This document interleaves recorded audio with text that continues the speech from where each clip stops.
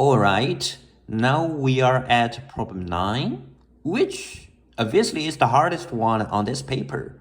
So actually problem 10 on this paper is kind of easy. But 9C is by no means a trivial problem. If you have read official solution, you will notice that this is actually not perfect. This is not a strict proof. So I'm going to show you how we can really handle this problem in a strict manner, in terms of a math rigor. We're not going to talk about A because A is just a special case of a B. If you can solve B, you just need to plug things in and A is solved automatically. So we're gonna start with B. But the background here is in A. So suppose that triangle XYZ has XY equal to XZ and YZ is B. And the area is, okay, then we can skip the rest. So the problem is there's a isosceles triangle XYZ. X is the tip. X, Y, Z, right? And YZ is B. So consider, consider positive. Let's look at B here. Just look at B. Consider positive real numbers A and P if there exists an isosceles triangle where area A and a perimeter P, with area A and a perimeter P, prove that there exist at most two congruent isosceles triangles with area A and a perimeter P. So anyway, there's a something like there's a polynomial thing because if you done A, you get that. But the thing is that so how many restrictions do we have here? The first thing is that the area is A, right? The area is A, and the perimeter is P. And the bottom here is B, the base is B. So each one would be P minus B divided by 2 because it is isosceles. What else? Anything about like whole number, blah, blah, blah. Oh, probably not. That's the concern with C. Oh, so far, yeah, we just need to decide this polynomial thing. And the problem says if there exists one, then there exists at most two. Yeah. So this is it. How do we do this problem? This is a P. This is A. And there's obviously a height. Probably I need to draw another diagram to make it easier for you to see. This is the edge. I'm not going to write edge. I'm just going to write 2A over B, right? This is the edge. And this is a P minus B over 2, as I said. And this is a half B. Okay, so we've got a Pythagorean theorem, which gives a... well, this is going to be like 2 minus 1. So it can be something of degree 3, a polynomial of degree 3. Yes, degree 3 is still sort of a manageable. Yeah.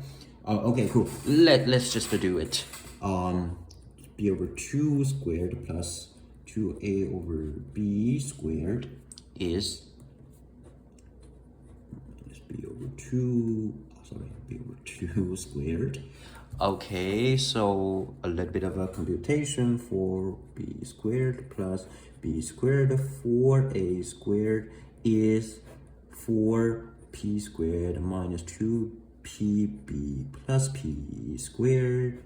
That's it, and the first one and the last one can be cancelled. So it is a 4A squared over B squared is P squared minus 2PB over 4.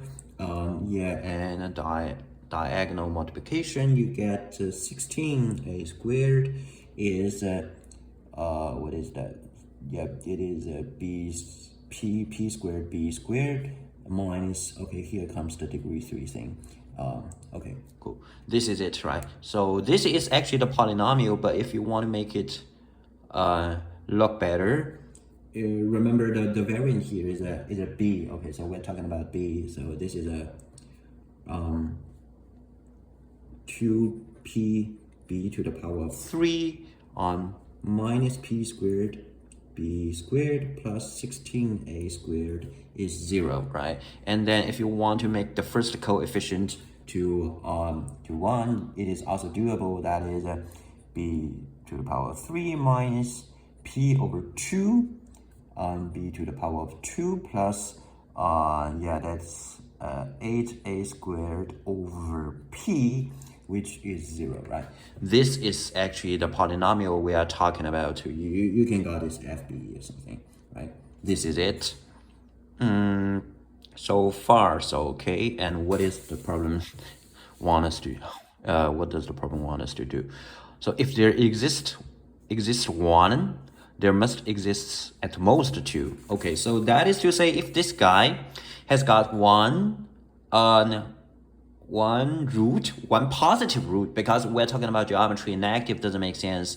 If there exists one positive root, there are at most two positive roots. In other words, there cannot be three positive roots.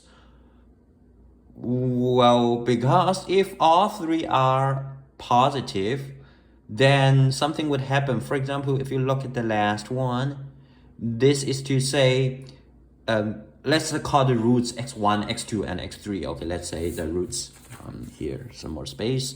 So the roots, let's say the roots are x1, x2, and x3.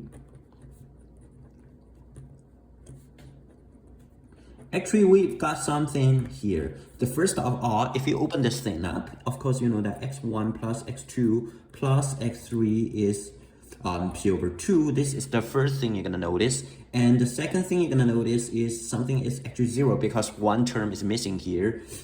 This is a x1, x2 plus x2 plus x3. And this is a 3 and 1. This is 0. And finally, the product of the three is this is negative, so you're gonna go negative, right? This is the thing, and that is to say, if all three are positive, this is violated. You know, you've got three positive numbers, you don't end up with a negative thing, or you have a bunch of positive things, right, add up, you don't end up with 0. So you've got a lot of contradiction here, meaning x1, x2, and x3 cannot be all positive. So if it has some positive solutions, okay, if let's say it is possible that you've got probably like 2 negative and 1 positive. No, this is not possible. You can have you can have 2 positive, 1 negative.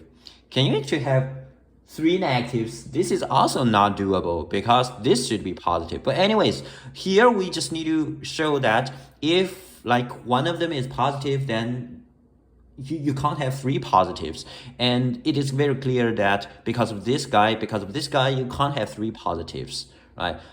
So actually B is already solved. It's already proved here, right? You can't have you have at most 2. You can't have 3. And the congruency is not a concern. I mean, even if by any chance different solutions gives you congruent, like for example, equilateral or something, actually this is not possible. But this only, even if that happens, that only makes the solution, one fewer. So this is actually not a concern. This is not against us. But by the way, this is not possible if you would like to give it a closer examination. But the point I want to make is that you can't have 3 positive roots. Yeah, so this is enough to get a full mark on B. Yeah, that's it. And we should turn to C.